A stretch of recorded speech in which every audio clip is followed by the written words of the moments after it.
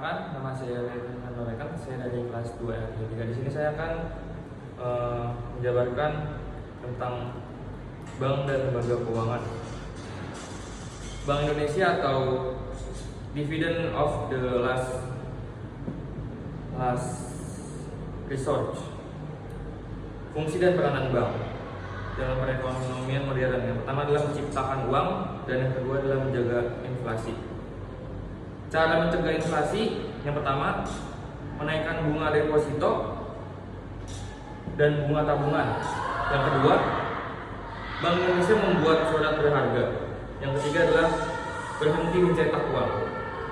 Bank Indonesia menetapkan kebijakan moneter bunga acuan Bank Indonesia senilai 5,75%. Lalu asas-asas perbankan.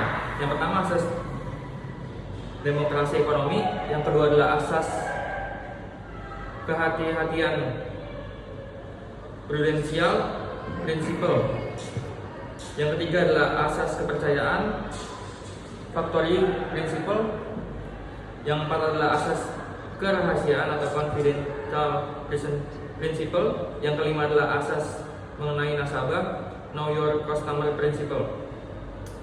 Know your customer atau KYC fungsinya adalah penabung dan peminjam. PPATK Pusat Pelaporan dan Analisis Transaksi Keuangan. Bank sistematik yang termasuk adalah BCA, Mandiri, BRI dan lain-lain. Lalu tantangan ke depan untuk perbankan. Yang pertama adalah pertumbuhan kredit perbankan masih rendah. Yang kedua adalah penahanan kebutuhan layanan perbankan masih kurang. Yang ketiga adalah pengawasan bank yang masih perlu ditingkatkan. Yang keempat, profitabilitas dan efisiensi bank yang tidak mampu bertahan. Yang kelima adalah perlindungan nasabah yang perlu ditingkatkan. Yang keenam, perkembangan teknologi informasi. Contohnya seperti yang sudah ada sekarang adalah banking dan yang lain-lain. Lalu fungsi bank. Yang pertama adalah mengumpulkan dana dari masyarakat yang surplus dalam bentuk tabungan. Yang kedua adalah menyalurkan dana pihak ketiga kepada masyarakat yang minus atau membutuhkan. DPK didapat dari masyarakat surplus.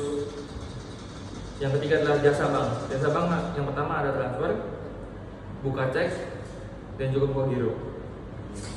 Lalu lanjut ke peraturan bank. Peraturan Bank Indonesia mengharuskan 90% DPK disalurkan kepada masyarakat yang minus. Masyarakat surplus tidak hanya orang kaya. Lalu meminjam di bank memang bunganya besar. Dari harus ada jaminan, namun lebih baik daripada meminjam di rentenir karena bunganya jauh lebih besar. Lalu di sini ada 8 risiko bank. Yang pertama adalah risiko kredit, yang kedua adalah pasar, yang ketiga adalah likuiditas, yang keempat operasional, yang kelima adalah hukum, yang keenam strategik, yang ketujuh kepatuhan, yang delapan reputasi. Dan di sini adalah risiko yang paling besar adalah likuiditas, risiko kredit, hukum, dan juga reputasi. Lalu sekian persen masih aman untuk risiko di atas, kecuali risiko kredit menghindari 3% agar bank tidak ditutup. Selanjutnya adalah yang dikelola bank adalah uang masyarakat yang salah mengelola atau mengurus, maka masyarakat yang rugi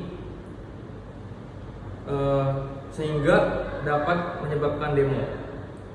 DPK adalah yang masyarakat oleh karena itu jika adalah terus bisa terjadi sistematik. Sistem bank yang mempengaruhi negara ini,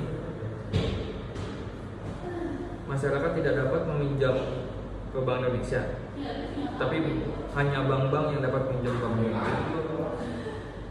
Indonesia. KKSK Komisi Stabilitas Sistem Keuangan. LPP adalah lembaga penjamin pinjaman. Selanjutnya dana pensiun.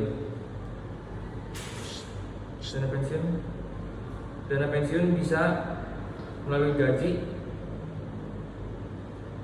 dan juga bisa melalui tunjangan.